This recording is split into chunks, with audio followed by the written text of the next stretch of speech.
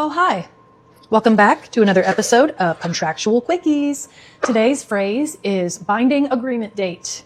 This one's going to be where all of your deadlines start from. You put an offer in that's signed by you. The seller accepts it. That's signed by them.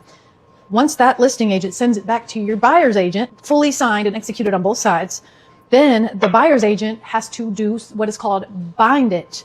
So they have to basically stamp it saying, hey, I've received this fully executed contract and I recognize that, and now it is bound.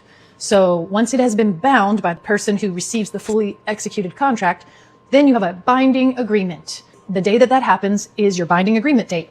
And so binding agreement date is going to be the jump off point for all of your deadlines. Any performance deadlines that you have in your contract, like your inspection period, due diligence period, your resolution period, your contingencies, all of that stuff. Your binding agreement date, day zero. Let's talk about inspection period.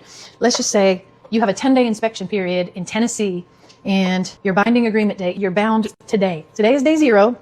Tomorrow is day one. And you'll keep counting 1, 2, 3, 4, 5, 6, 7, 8, 9, 10. At 11:59 p.m. on day 10 is when your inspection period ends. In Tennessee, if your performance deadline ends on a federal holiday or weekend, then your deadline will roll over until the next business day. Let's just say it ends 11:59 on Labor Day.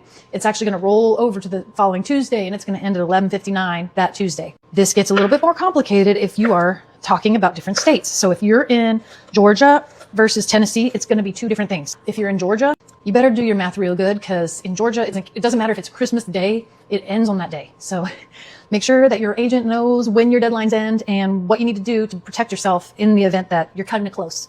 Thank you for joining me today for my contractual quickie, and I'll see you at the next one.